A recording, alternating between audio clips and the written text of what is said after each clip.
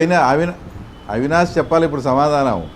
పులివెందుల కాన్స్టిట్యున్సీలో జగన్మోహన్ రెడ్డి అప్పుడు సీఎం అభ్యర్థి ఎన్నికల్లో. ఆ ఎన్నికలకు 1 month ముందే ఎంపీటీసీ జెడ్పీటీసీ జరిగి రిజల్ట్ కూడా అనౌన్స్ చేయకుండా తర్వాత డిక్లేర్ చేశారు. మీకు గుర్తుందో లేదో? అవును. జస్ట్ 1 monthకే వచ్చిందన్న రిజల్ట్ కూడా ఎన్హాన్స్మెంట్లో పెట్టి ఈ రిజల్ట్కు 2-3 రోజుల ముందు ఆ రిజల్ట్ ఎంచి తర్వాత నీకు అసెంబ్లీ ఎలక్షన్స్ ఎంచారు. అప్పుడు మీరు అన్ని రకాలుగా మీరు బాగా ఇదిగా ఉన్నారు కాన్స్టిట్యున్సీ మీద. కానీ 60-70 వేల మెజార్టీతో ఆ టైప్లో ఉన్నప్పుడు నాకు ఒక కసునూరు ఎంపీటీసీని తెలుగుదేశం, మళ్ళీ ఇండిపెండెంట్గా కాదన్నా, తెలుగుదేశం పార్టీ బ్యానర్ మీద నాకు గిఫ్ట్గా మీరు ఏ లాలూచిపడి ఇచ్చారని నేను అడుగుతున్నా. దానికి అవినాష్ రెడ్డి సమాధానం చెప్పాలంటున్నా. అవినాష్ రెడ్డి ఎక్కడ చెప్తాడు? మీరు చెప్పండి, ఎందుకు ఇచ్చారు? మిమ్మల్ని ఏమడిగారు? ప్రతిఫలంగా ఏమడిగారు మిమ్మల్ని? అదే ప్రతిఫలంగా మళ్ళీ నేను ఆ మండలం ఎలక్షన్స్లో నేను క్యాండిడేట్ను పెట్టుకుంటే క్యాండిడేట్ కూడా స్వల్ప మెజార్టీతో 3200 ఓట్లతో ఓడిపినాడు. మేము గుర్జాలని ఆ ఎంపీటీసీ కూడా మేము గెలిచినాము. సింహాద్రిపురం ఎంపీటీసీ 7 ఓట్లతో మేము ఓడిపినాము. మిగతాటి 2 కూడా లోమడ ఎంపీటీసీ కూడా 106 ఓట్లతో ఓడిపినాం. మేము ఫైట్ చేసినాం. అంతా ఏమీ లేదన్నా. అది ఎందుకు జరిగింది అనేది నేను ఇప్పుడు అడుగుతాను. మీరు నన్ను లాలూచి అంటారు కదా, మీరు ఆ రోజు నాతో ఎంత డబ్బులు తీసుకొని నాకు అది అమ్ముకున్నారు. అది అవినాష్ రెడ్డి చెప్పాలా, పక్కనుండే భాస్కర్ రెడ్డి చెప్పాలా, పక్కనుండే దేవిరెడ్డి శివశంకర్ రెడ్డి చెప్పాలా, నాకు ఈ పక్కన కూర్చున్న ఆ తర్వాత దెంతులూరు కృష్ణ చెప్పాలా. సరే, మీరు ఇంతకీ విజయసాయి రెడ్డితో మీరు ఎందుకు కలిశారు? విజయసాయి రెడ్డి ఇన్నాళ్ళు ఎందుకు చెప్పలేదు, ఎందుకు అడగలేదని అన్నారు మీరు. ఓకే, అది వ్యాలిడ్ క్వశ్చనే.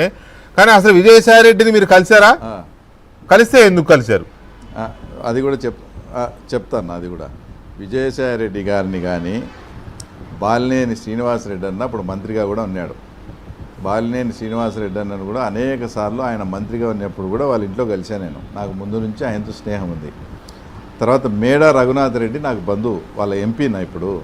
ఆయన్ను కూడా వాళ్ళ ఇంట్లో కానీ ఆడ కానీ అనేక సందర్భాల్లో కలిశా. ఎవరిని? మేడా రఘునాథ్ రెడ్డిని.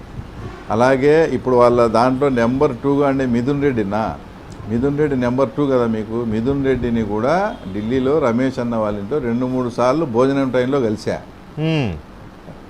ఇవన్నీ కలిసినా కానీ అట్లనే వచ్చేసి విజయసాయి రెడ్డి గారిని కూడా ఢిల్లీలోనే రమేష్ అన్న ఇంటి దగ్గరే కలిసింది.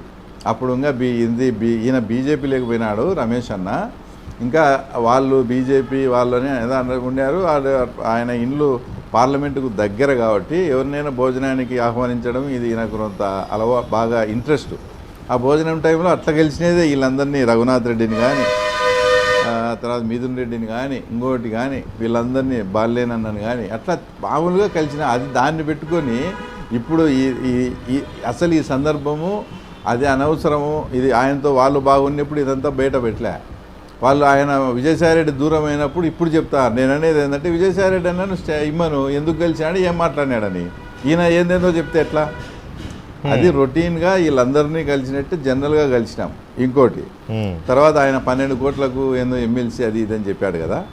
అది ఆయన చెప్పింది 100% తప్పు. నా 12 కోట్లు కాదు, 15 కోట్లు 15 కోట్లు ఇచ్చి నువ్వు అమరావతి అప్పుడు మాకు సపోర్ట్ చేయాలా అని చెప్పేసి వేరే వాళ్ళు వచ్చి మాట్లాడడం జరిగింది. నేను ఆ విషయం ఇమ్మీడియట్గా అప్పట్లో మా నాయకుడైనటువంటి చంద్రబాబు నాయుడు గారికి చెప్పాను. ఏమని? సార్ వీళ్ళు ఈ రకంగా ఆఫర్స్ పెడతారు, మనం జాగ్రత్తగా కానీ ఉండకపోతే అమరావతి బిల్లు ఏదైనా వీగిపోతే మొత్తం రాష్ట్రానికే నష్టం జరిగే పరిస్థితి, మనం జాగ్రత్తగా మేల్కోవాలా అని చెప్పడం జరిగింది ఆయనకు. ఆయన నువ్వు ఈ సబ్జెక్టును కొంచెం